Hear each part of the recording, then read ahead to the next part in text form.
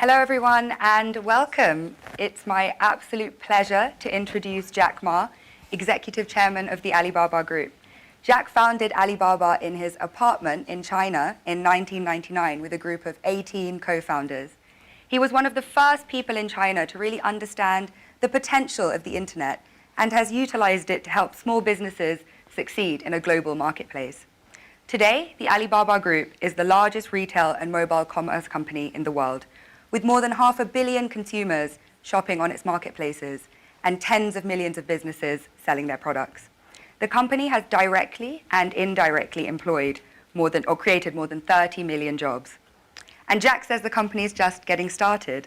He has ambitions of creating 100 million jobs and reaching 2 billion people. Jack also has a long history with the World Economic Forum. He first came to Davos in 2001 as a young global leader. He sits on the board of the World Economic Forum, and he recently joined the board of Global Shapers.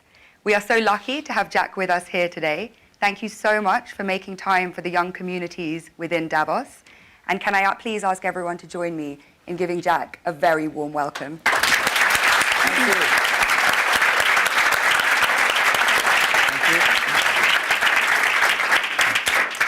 We have global shapers, young global leaders, and technology pioneers in the room who are all really looking forward to asking some questions. So I'll just kick off with a few first. Please. So you ended your interview last year by saying we really need to pay attention to people who are 30 years old, to the next 30 years, and to companies that have less than 30 employees. I turned 30 last year, so it was particularly welcome to hear this. And I think for many people in the room, they meet one or two of those categories.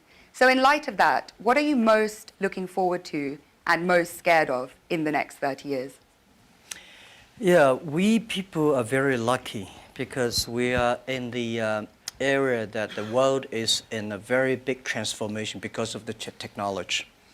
I think we read a lot on the books that 200 years ago when the first industry have a lot of great people, and then 100 years ago, electricity revolution come, a lot of successful people. So now the technology come. This new technology will also create a lot of successful people, interesting careers. But honestly, every technological revolution come is going to create a lot of social problems. And my view is the first technology revolution caused the First World War. Second technology revolution caused the Second World War. Now we're on the third. So what is going to happen? People worry about artificial intelligence. People worry about robots. People worry about a computer and data and privacy and securities. People start to worry. But whether you worry, it will come. You don't worry, it comes. So the thing is how you change yourself. So I think next 30 years, the world is going to be huge change. If there's a third world war, I think the world war should be a war against the disease, a war against environment pollution, right? A war against poverty together. We should not a war against ourselves. But if we do not see clearly that using the new technology to solve this problem, if we do not unite, align together, human beings are going to fight each other. Because every technology revolution will make the world unbalanced. When something unbalanced coming, somebody used to be number one, suddenly become number two, and somebody was number three, and then become number one. It's all not comfortable. So we people, if you're 30 years old, my view is that when you are 20 to 30 years old, you should follow a good boss, join a good company to learn how to do things properly. When you're 30 to 40 years old, if you want to do something yourself, just do it. You still can't afford to lose, to fail. But when you're 40 to 50 years old, my suggestion is that you should do things that you are good at, right? And not do things that, oh, that's very interesting, I want to try something new. It's a bit dangerous more. When you're 50 to 60 years old, spending time training and developing young people, the next generation. When you're over 60 years old, better stay with your grandchildren. But this is normally general like that. Not everybody were like, but most of the people were like that. So 30 years old, we people next to 30 years are the luckiest period. We have a lot of challenges, a lot of things are happening, and with our knowledge, with our physical power, it's time you need to change. You have to think, if you want to be successful tomorrow, it's impossible. If you want to be successful a year later, it's impossible. But if you want to win 10 years later, you have a chance. That is what I think. Wonderful. And moving on to a topic which is kind of impossible to ignore after 2017. So a third of all the people in leadership positions in Alibaba are women. But the picture elsewhere is a bit more bleak. And a friend of mine recently said something that has really stayed with me. Women are tired of empowerment programs, and we want power. In 2016, venture capitalists invested $58.2 billion in male-founded companies, while women received just $1.46 billion. And as 2017 showed, it was a year of sexual harassment scandals, the gender pay gap still exists, and unfortunately, the list does go on. So how do you think we can move beyond tokenistic gestures towards genuine gender equality? Yeah, that is very interesting. A few years, like 4 years ago, there is a journalist came to our company, and when he leaves, he asked me a question, why there are so many women in your company? And I never realized we have so many women in our company. I said, anything wrong? Today, we have a 49%, close 49% of the employees of our company are women. That's a lot for a high-tech company.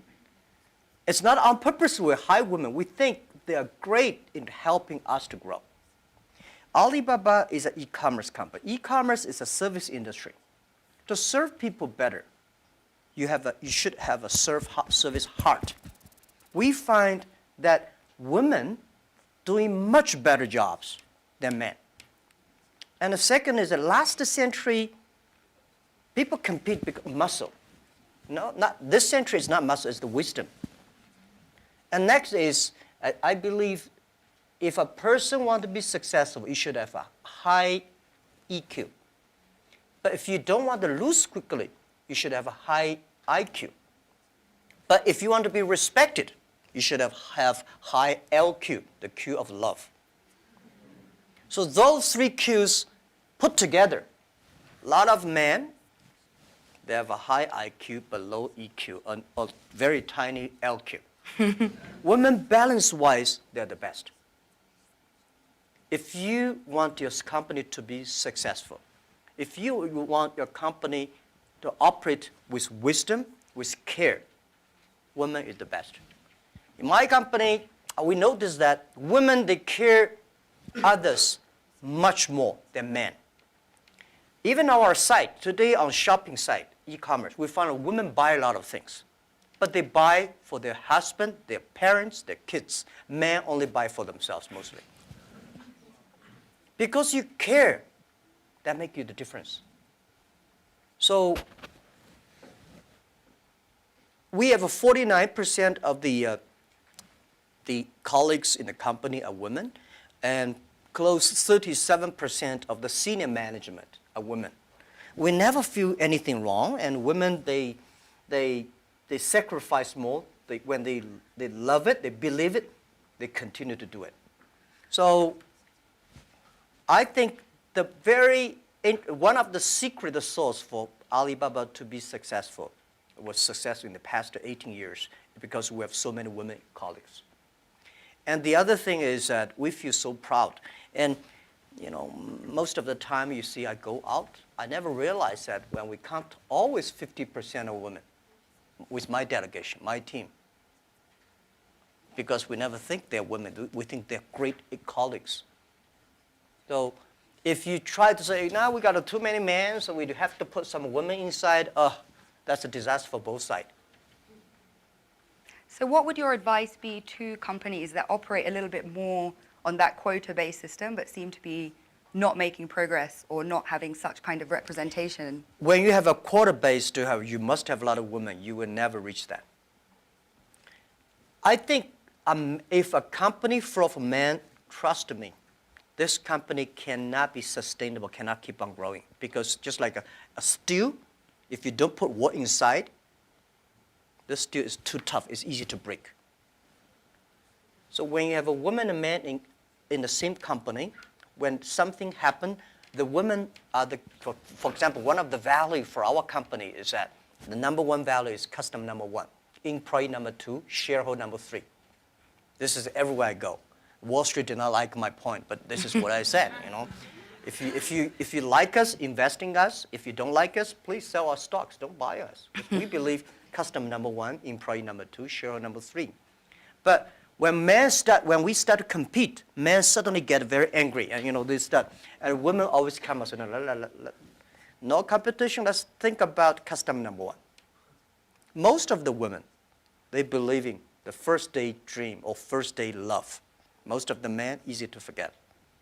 I'm sorry, it's not I say bad about men. This is statistic. This is statistic. This is why our company work the balance. And it's naturally happening.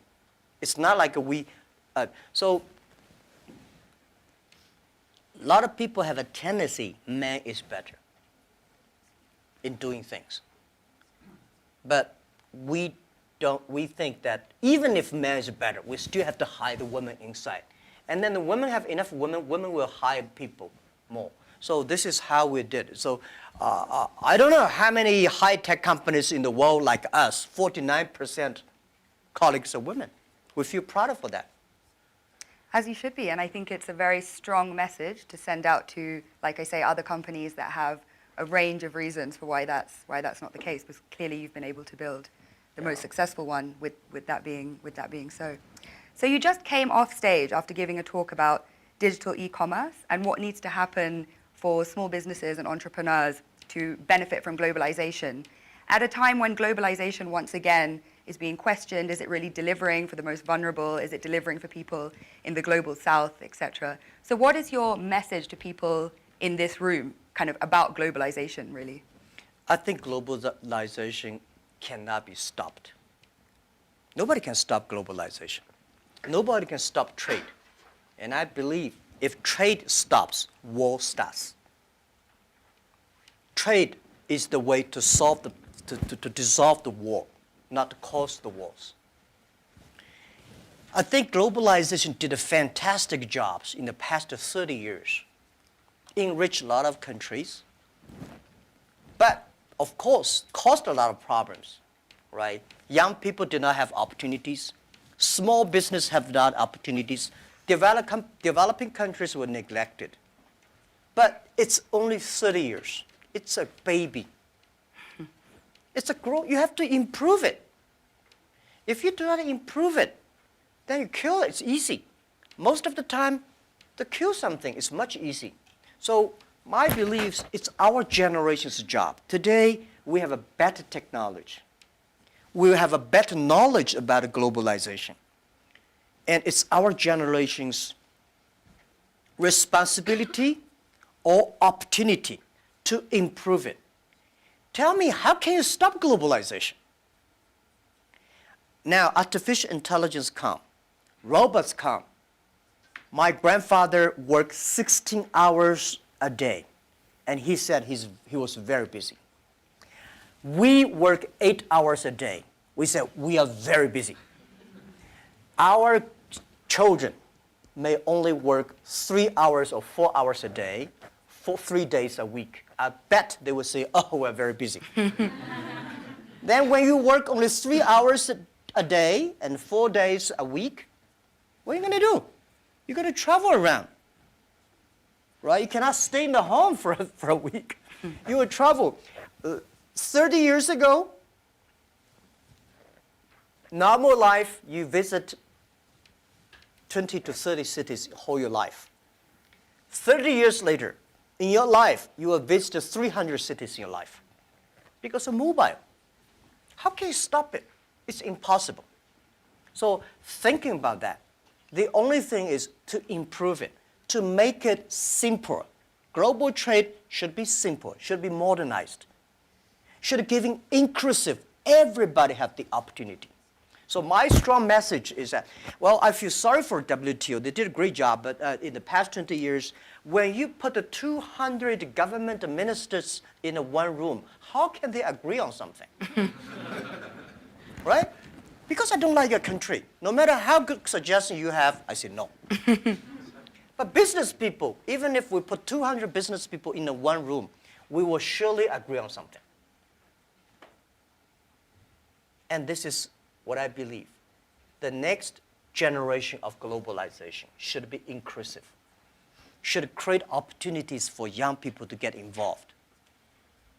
The first globalization in the human history was controlled by few kings and emperors. Last 30 years, globalization was controlled by 60,000 big companies. If you're not among the big companies, if you're not in the big, powerful countries, you don't have a chance. The next 30 years, I bet we will have 6 million or 16 million or 60 million companies get involved in globalization. And I'm sure we will make it happen. Together with a lot of people, maybe with you. With a mobile phone, if people still using mobile phone 30 years later. With a mobile phone, you can global buy. You want to buy something from Kenya, you just click. You want to buy something from Norway, you click. Global buy, global sell. If you're a small thing, without internet, you can only sell in your village or small town. Today, you can sell across the world. And global pay, global delivery, and global travel, the only thing you have to bring is a mobile phone, no, not even a passport. This is going to happen in 10 years. And this is the message. Let's catch this opportunity. If you complain, the other people catch it. If you catch the opportunity, embrace it now, you will be the next Alibaba. People like me, I was born in a very poor family. I never got a great education. I failed all the examinations. For what reason, I don't know. But later, I realized I don't have money, I don't have technology, I don't have a lot of good backgrounds. We have a rich uncle or something, no. The only thing I competed with my people, the young people, is let's compete for 10 years later. This is what I believe 10 years later will be happening. So everything I do for that goal, I know 10 years later, this thing is going to happen. So prepare for that. Because I know if I compete with him for next month, no chance. So this is how my message is. It's a challenge, but it's an opportunity. And it's the opportunity for people like us. This world, the most difficult thing is to convincing a successful people. When you tell him, this is a great opportunity, he says, no, forget it, right? I've been doing this for 30 years. But for people like us, we're looking for opportunities in order to survive. So we will do anything to be creative. So this is the message. 30 years, it's an opportunity for us. It's a challenge for those people who are 60 years old. If they're 60 years old, not discrimination, but it is tough for them. And maybe says something about how we need to look at government as well in terms of more young people entering and doing policy making.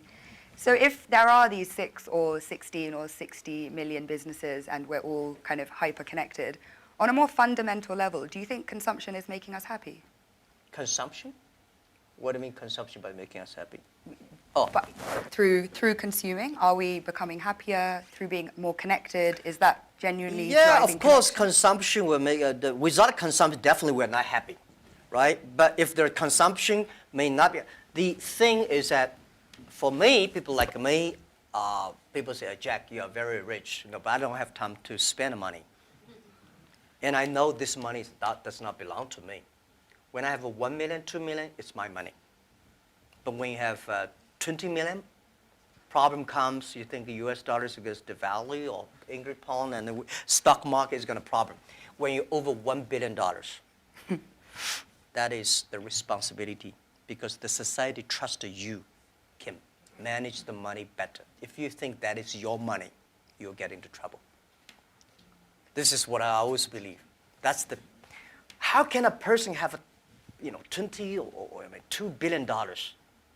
No matter how hard you work, you should not get to 2 billion or 20 billion. The money people put on you is the trust and credit you have. So you should spend the money better than government. You should spend money better than the other people. Spend money on the right places. So consumptions, yes. And like a service industry, let me tell you one thing. The AI robots is going to kill a lot of jobs. Because in the future, machine. But we have to create modern service industry.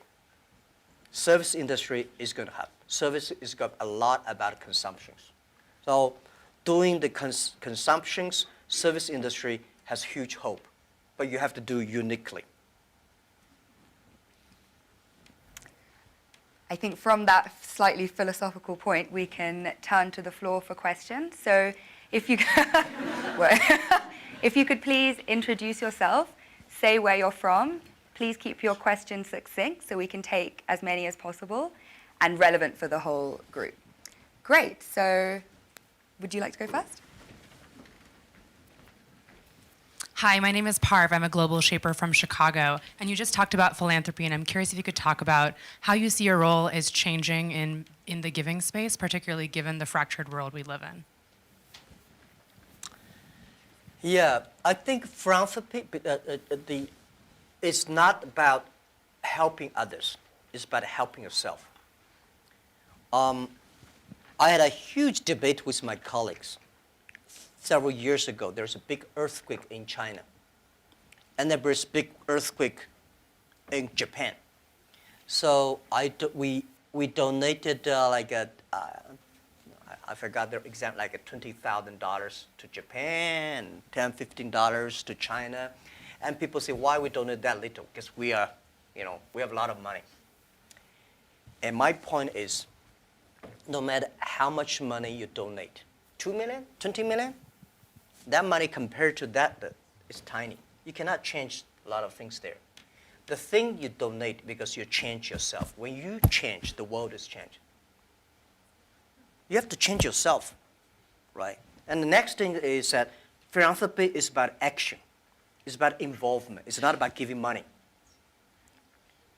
It's about to wake up people's consciousness. So I think, to me, I grow up, and my globalization is grow up in this place. Year 2001, when I was nominated as a young global leader, I had no idea what is Davos, where is it, and what is about a young global leader. But I came here, I learned, I listened about these corporate global citizenship and globalization, all things. I grow up. I understand. This is, to me, it's like a philanthropy. And this has changed to me, as I told Schwab, that every time I come to Davos, I want to spend time with young people. Because I benefit from young global leader, early days. When I listened to Bill Gates, Bill Clinton, and George Soros, these guys, at that time we don't have that many people. Very poor facilities. Well, very cold. I worked like 30 minutes driving in a bus coming here and watching. That I think still have, but this is good. This is the tuition we pay for a grown up. And now, to me, I think spending time with you benefit me, and also I want to tell you my true experience. It's a philanthropy. It does not necessarily mean money. So by charity, you cannot change the world. But if you have a philanthropy heart, you can do a lot of things.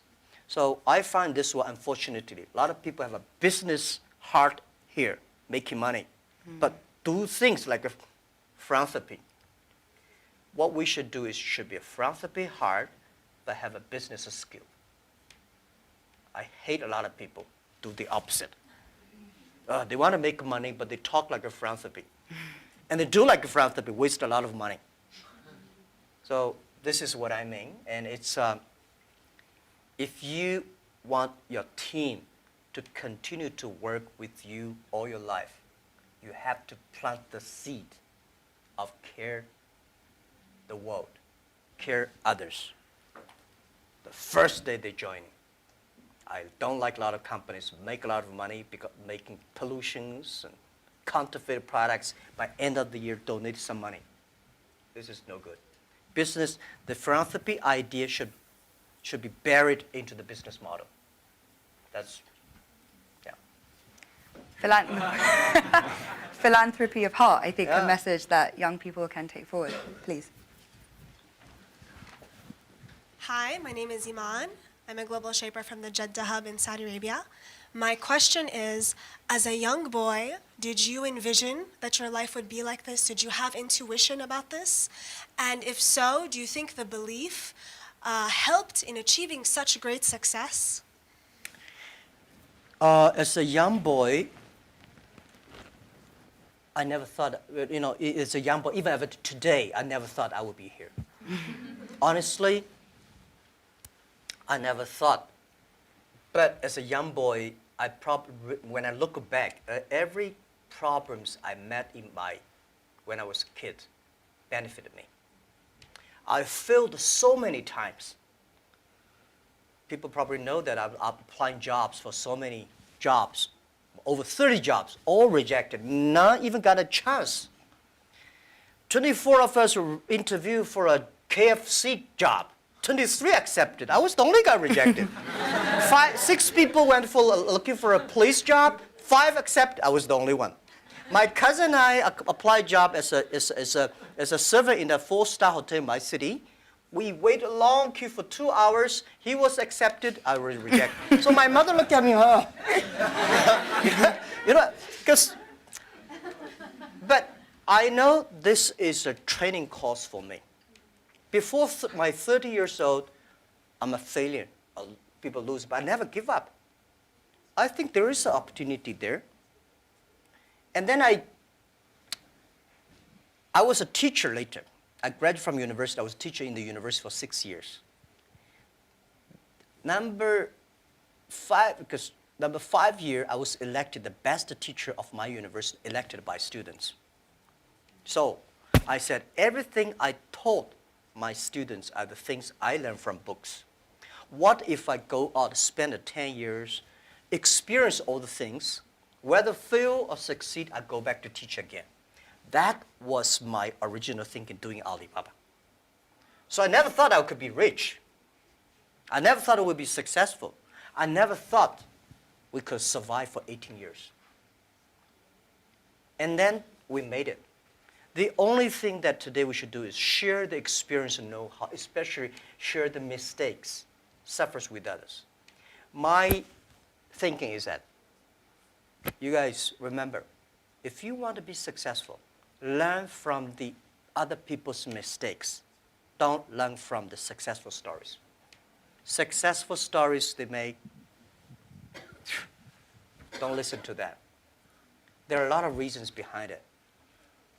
Just like I remember the first time Harvard Business School came to us, say, Jack, we want to write a case study for you. That's years 2001 or 2000. They came, they spent 1 week, and they write a report, and I read, I said, this is not me. And they said, this is you. I said, no, this is not us. He said, this is you. So they make up his sign, and the case study go up, and they start to teach in a lot of universities. The next 5 years, they invited me to go to the case study, and they always find a competitor of my company. And after every case study, Alibaba will die, that company will succeed. All the students agree. And actually, every 5 years, all the competitors die, we still survive. So how can you study this kind of a successful story? Learn from the mistakes, the other people. No matter how smart you are, you will encounter these mistakes. You learn from mistakes not because you will be able to avoid mistakes. You will able to, when these mistakes come, this suffer comes, you know how to deal with it, how to face it. The book I want to write, if I if I want, if I can, is Alibaba 1001 mistakes. This is the most treasurable things that in my life. In my life, it's not how much we achieved. It's how much we gone through the tough days and mistakes. And this is what, if you start to think now, it would be good. So if you ask me when I was a boy, I never thought about that. Never. I Let's was go luckiest to person. the back of the room. Yeah.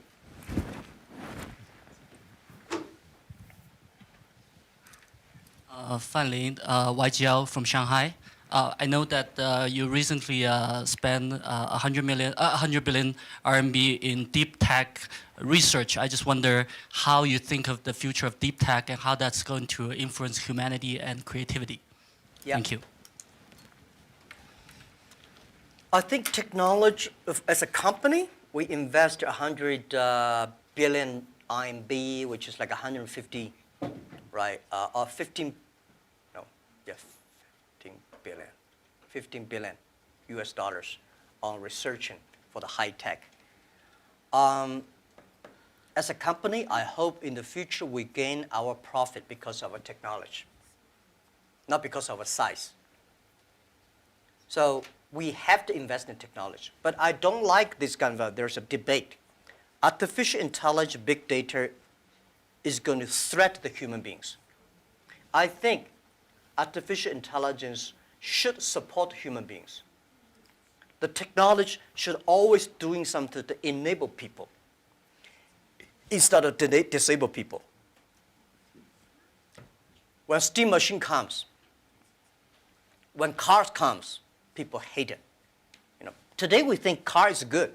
When the automobile when first was designed, people hate, especially this horseman, right? They destroy every cars they can see.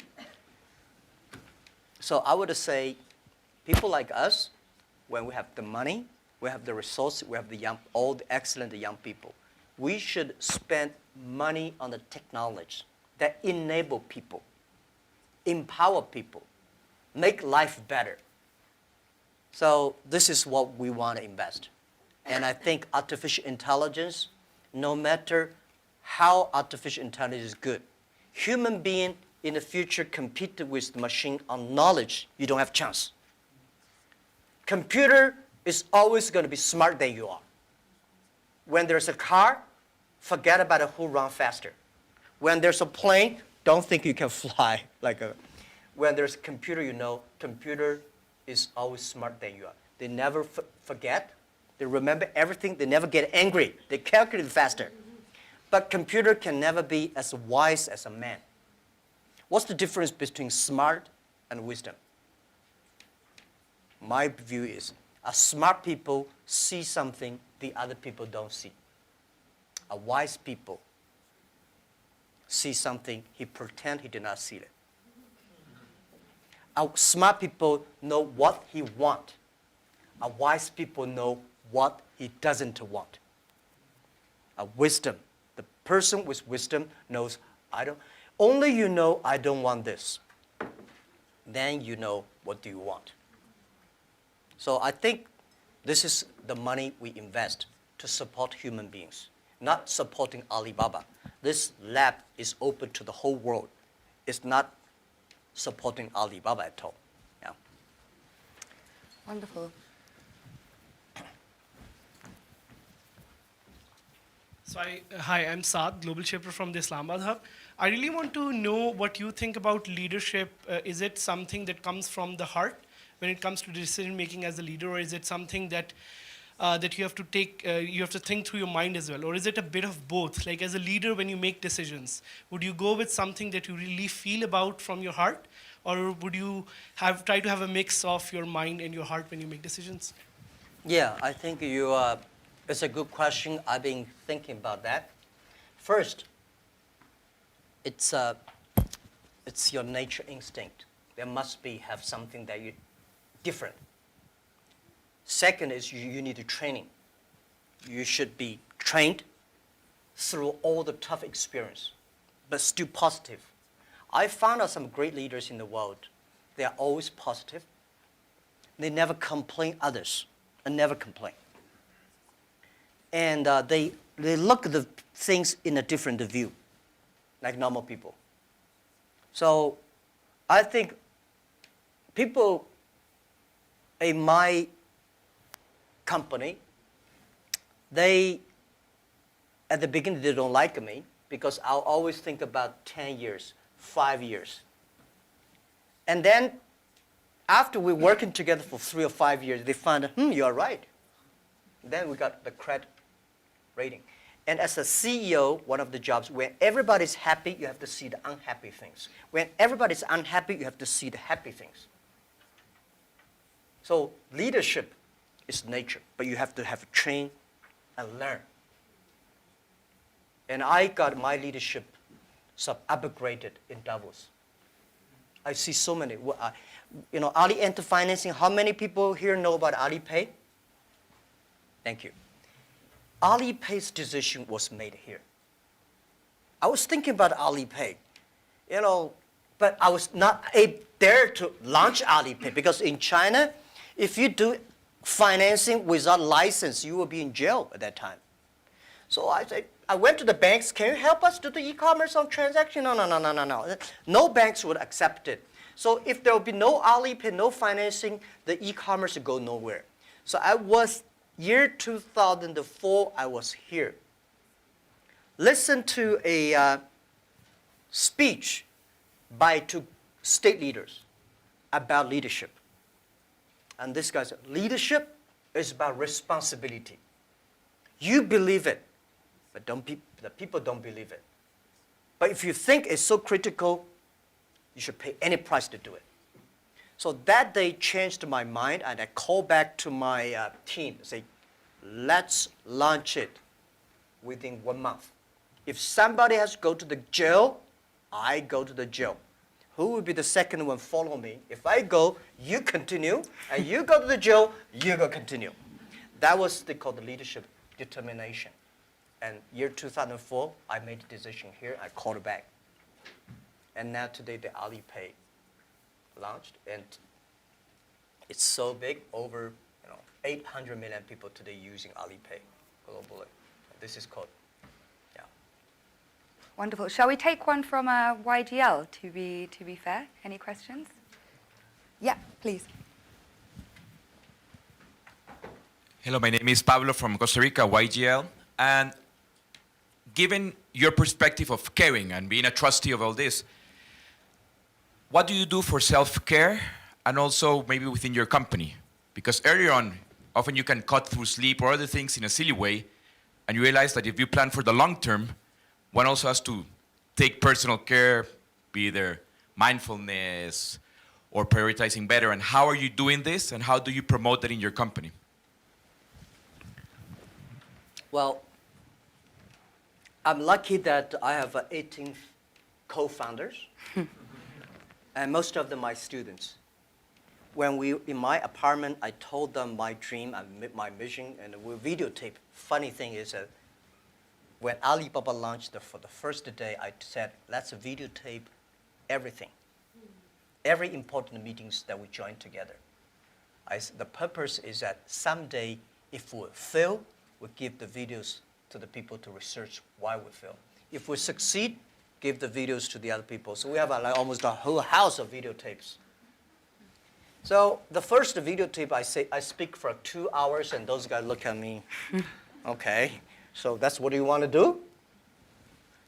I said, yeah, this is what I want to do. I was the first. I know nothing about technology. I know nothing about management. I know nothing about, but the only thing is that you don't have to know a lot of things. You have to find the people who are smarter than you are. My first way is always find people who knowledge on computer smarter than I am. Accounting, smarter than.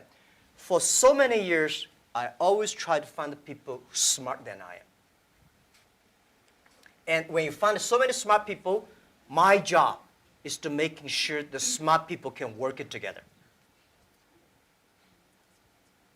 And then if smart people can work it together, it's easier.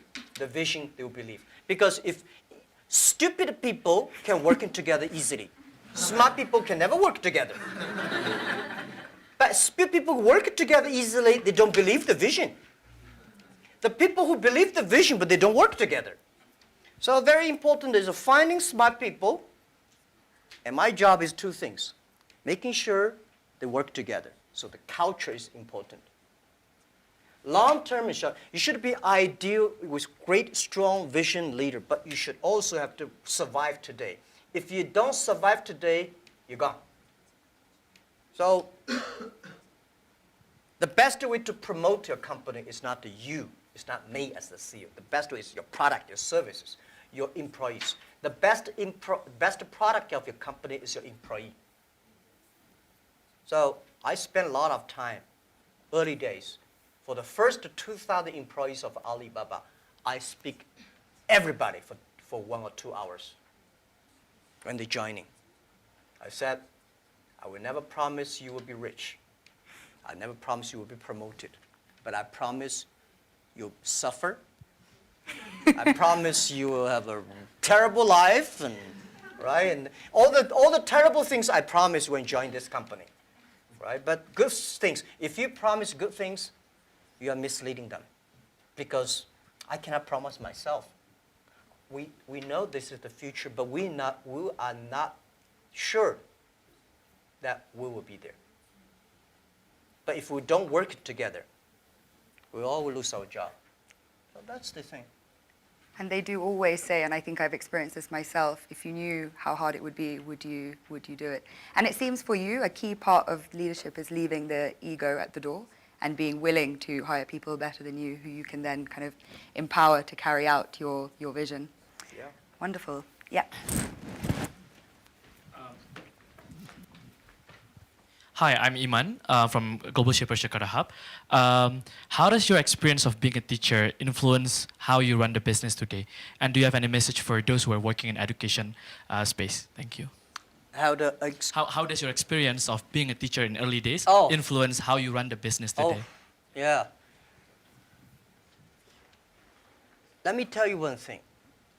I never thought I could be a CEO. I never thought later I'd become a good CEO. One of the things I learned is from teachers. As a teacher, very important character of a teacher is the teacher always expects his students better. I want this student to become a banker, that student to become a mayor, that guy is a scientist. This is all teachers want. If you don't have this kind of thinking, it's a terrible teacher. A good teacher always wants the other people better. You don't want this teacher in jail, that teacher is bankrupt, that teacher is, you know. So as a CEO, I trained myself is I always want those people join the company do better than they thought. And everything the company should do is making sure the good environment to training him to be more positive. And everything we do, this is a teacher.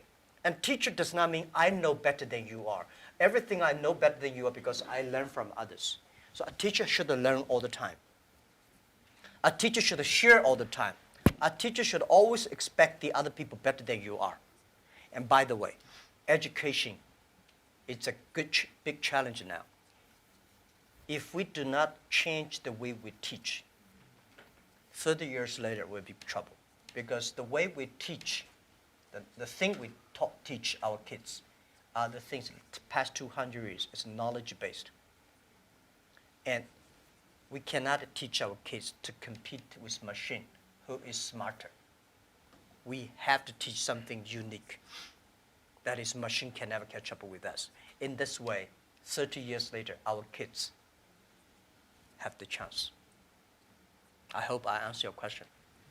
It's a very difficult one to answer, but what are those skills that you think we need to teach? If we're moving away from knowledge, what are the key things? Value,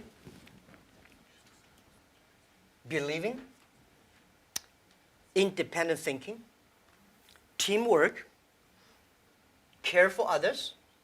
These are the soft part. The knowledge may not teach you that. Folks, that's why I think we should teach our kids on sports, the music, the painting, art. So making sure human should be different from everything we teach should be different from machine. If the machine can do better, you have to think about it.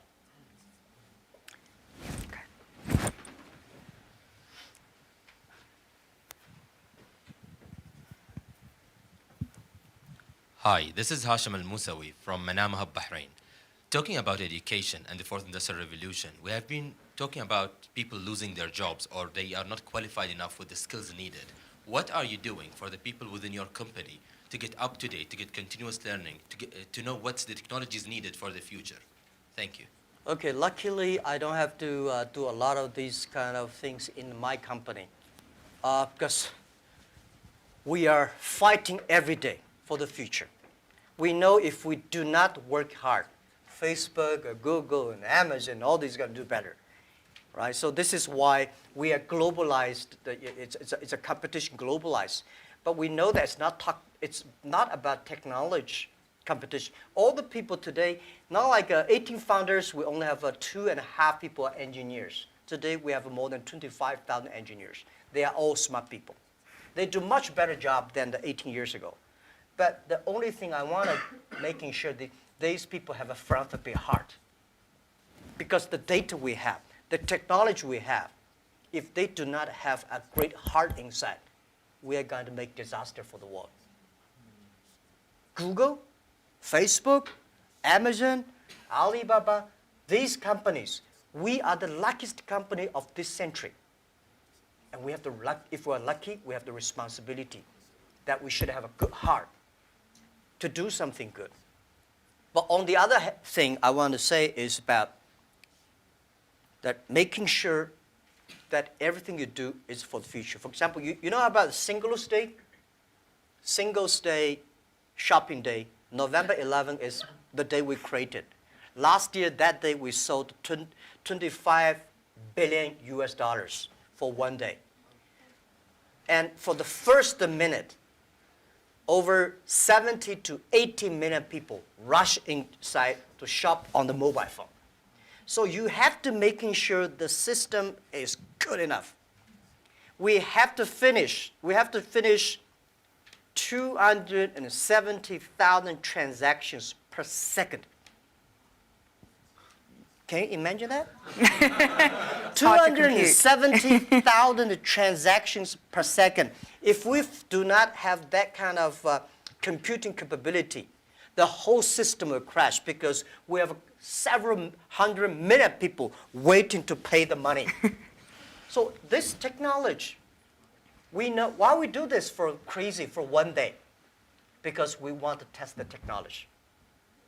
This technology should be inclusive, because we know today in China we create probably like 100 million package delivery. We believe a day.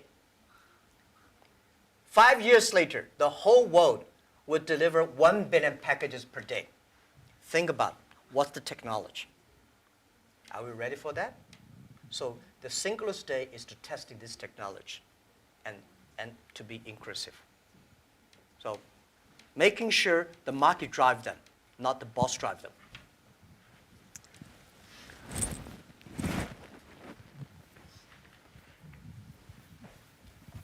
Thank you, Harry. Thank you, Jack. Jesus Cepeda from Mexico, from the Monterrey Hub, Global Shaper.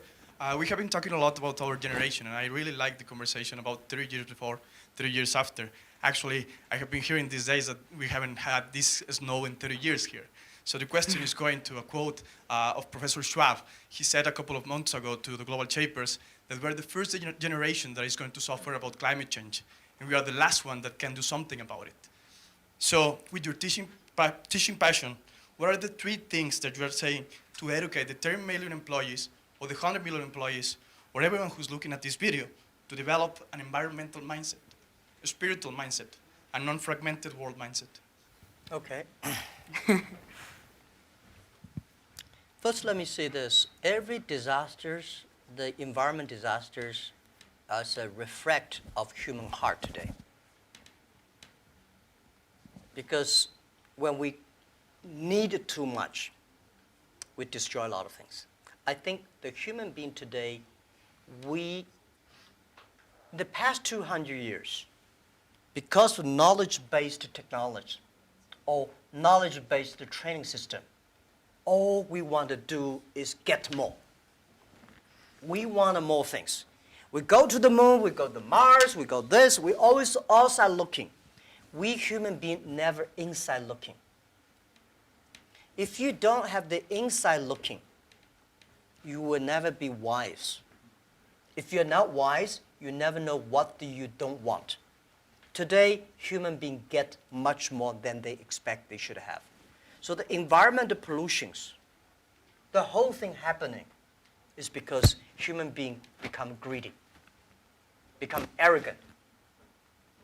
So this is why the big data, the data technology is trying to understand the inside of human. What is the data? Is the human behavior. A lot of people, trust me, the machine will know you better than you know yourself. Have you seen some movies, some gamblers? You know, they're great. They look at the eyes. If he got a good card, this eyeball will shake. But normal people don't see it. The machine see all the details. Machine know you better. So what I would say is that in the data period, human being next to 100 years, human will try to understand inward looking. We will see a lot of ugly things of ourselves. When knowledge-based outward looking, you see the ugly things of the others and good things. When you look inside looking. This is Chinese philosophy. Chinese people, our believing is always inside working. We're supposed to have inside checking every three times a day. But not really. If you can really do that, you can do that. Then you'll be good. So for environment, you're right. If we do not make action, take action, all the money you make will spend in the hospital, medicine. Our kids will be in big trouble. So let's fix it. And first fix our heart, fix our know-how, and fix our belief. When you have a belief, when you have a religion, when you have a value, it's better. So I think this is what I concerned me. This is what I think the young people should always have, the value, the mission. If you have something you believe in your heart, then it will be different. This is what next 30 years education should be focused on. We have time for one last brief question. Karuna?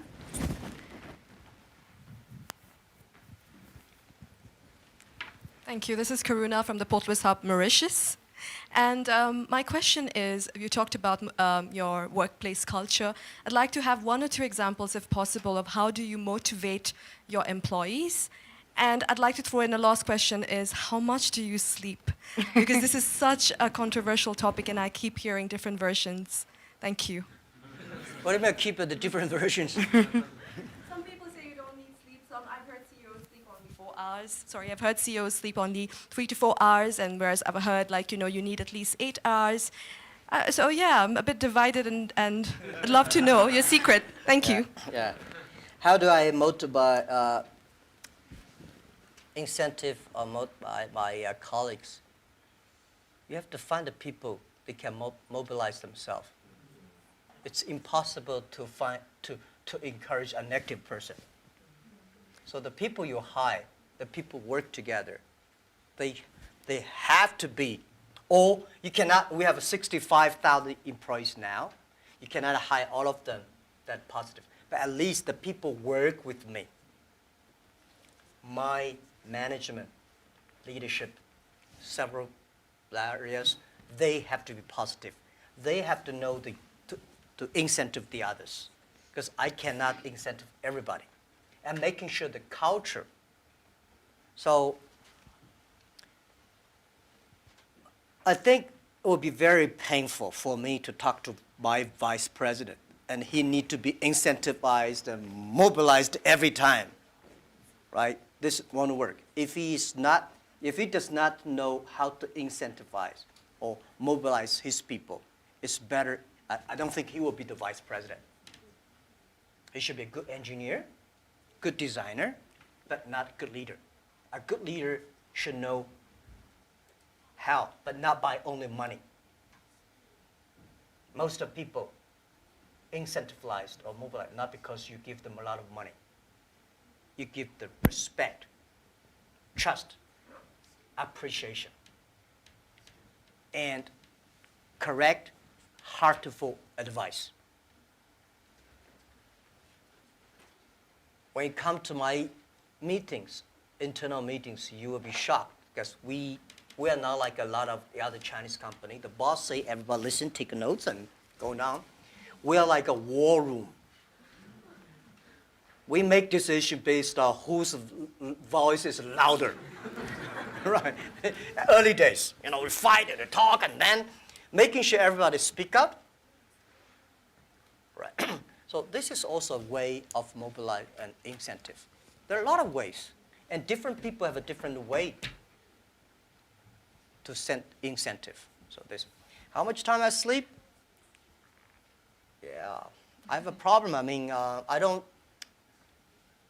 sleep not very short, but not good. And I don't eat a lot. This is something that I was curious. I don't eat a lot. I'm a very picky on the food. And I don't know, sometimes I would love to see what the things that make me work like that. But for sure, that if I suddenly give me 1 month's vacation, I'll collapse. I think there'll be something in my heart, maybe the mission. At the beginning, it's a mission of 18 people. Today, we have 65,000 people. They all believe the mission. So if I give up, I can give up my position, but I should not give up the mission. If I give up, everybody say, hey, no. So, and then especially today, Alibaba at this size, people continue to say, for this size, the growth rate will be tiny or down. So what's the 10, 20 years Alibaba will look like? If you want to still be greater or triple our size, what the direction? How to do it? So I spend a lot of time thinking. And I love to think. Good thing is I have a good team now. I think, I do the talk, they do the work. Yes. On that note, I'm sorry we didn't have a chance to take everyone's questions. We'll just have to make this an annual convening from now on. And I hope you can all join me in thanking Jack for his strong message of youth, inclusivity, particularly in the context of trade, and how we should all take time to look inside ourselves, cultivate our wiseness, because that's how we'll differentiate ourselves from machines. Thank you so much.